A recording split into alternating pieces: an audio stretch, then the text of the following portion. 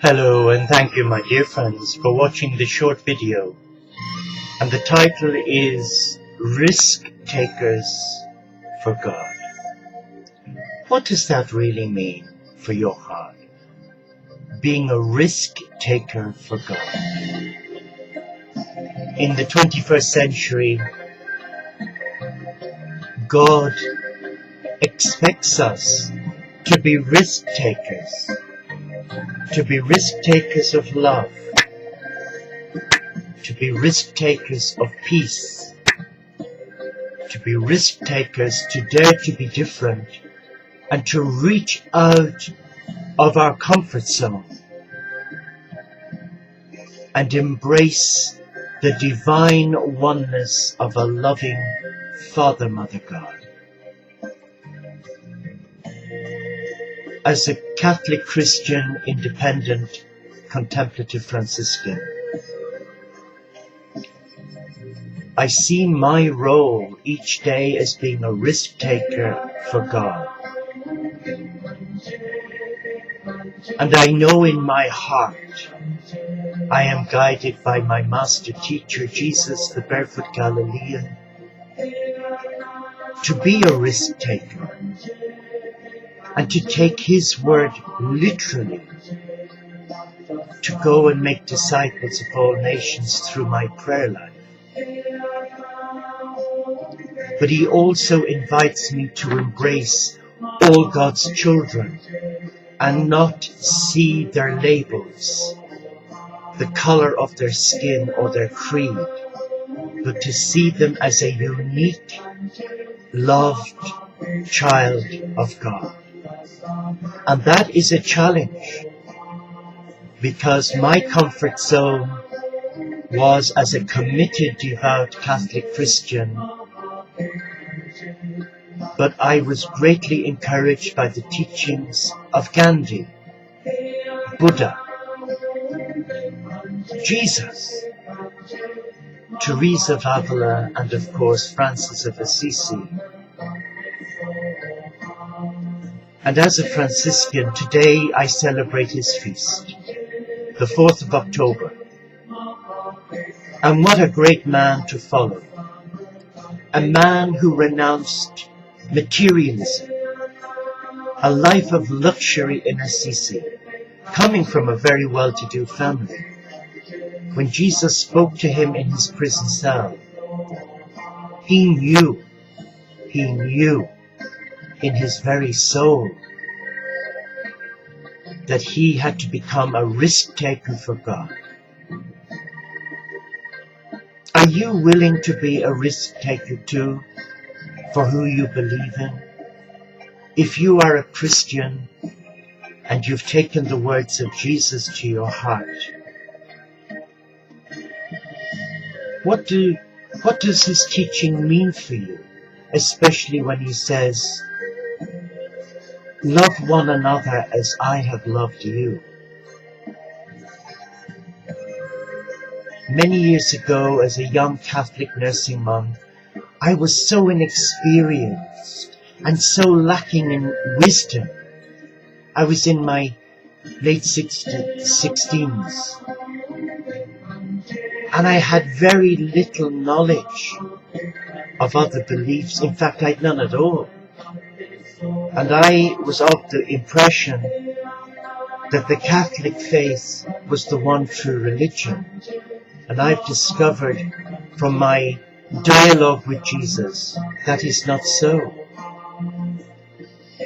Because he tells me that in his Father's house there are many mansions, many rooms for other beliefs, where good men and women have served their God, not by lip service, by honoring rules, regulations, and even by sticking to the Holy Bible, but by finding God in the midst of creation.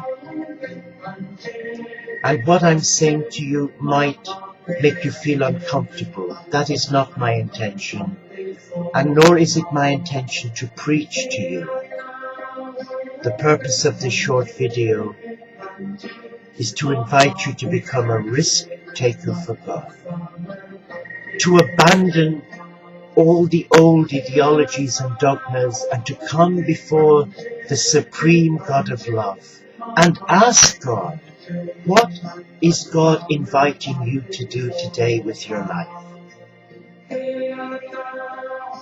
That takes a lot of courage, because you have to come and be willing to listen. I wasn't. I made every excuse in the book. Oh, I did. And I put up so many obstacles, because in 2007, I knew in here that my Jesus wanted me to return to the monastic life. But I convinced myself that he wanted me to return to my church and become another victim on the altar of men's greed and ego. Because as a young monk, like many, many thousands of us, we were deeply unhappy. Deeply unhappy. And God wasn't a God of love for us, because on the examples given to us by God's chosen ones, there was such an abuse of God's love. So I had conjured up a mindset that was really traumatizing my spirit. And then in prayer, Jesus said, I'm not asking you to go into a monastery. I'm inviting you to honor your heart and embrace monasticism from your monastery without walls, here, now, today. And a great sweat and a great shift and a lightness came into my heart, followed by tears. And then I realized that Jesus never let me go. When I left the monastery in 1974, and because of what I'd experienced, the crimes against love, in God's name, I left the Catholic Church. Okay, years later I came back, but a different person. I wasn't as gullible and naive. But today I am a prisoner of love, God's love, not my ego. And I know that being in divine service attracts another energy, a dark energy. And only last year I discovered that two of my brothers, blood brothers, put me up on the internet as a scammer, a deceiver, an evil person. All because I didn't uphold the teachings of my Catholic faith. Yes, I am a Catholic Christian, but I embrace all faiths, and that is the teaching of Jesus. Love one another as I have loved you. Do unto others as you would like done unto you. Embrace God in everything and in everyone. Be a risk taker for God. Be an ambassador of love. Do not judge. And do not seek the company of friends. Seek the company of God's friends, God's children, who are hurting. And because I had chosen to live this simple life, I clearly unnerved two of my own blood brothers. And clearly what they did was the workings of the evil one. And yes, my ego wished to retaliate, but to be a risk taker for God, you have to step away from that, and you have to continue listening to your heart and listening to what the Master Jesus says to you. And if you're a Buddhist, you must listen to what Buddha is saying. A Hindu, a Sikh, a Jew, a Muslim, and for me a Christian. We are all in divine service. We are all risk takers for the one same, loving, supreme God. But are we willing to embrace that truth in our heart? But we will pay the price.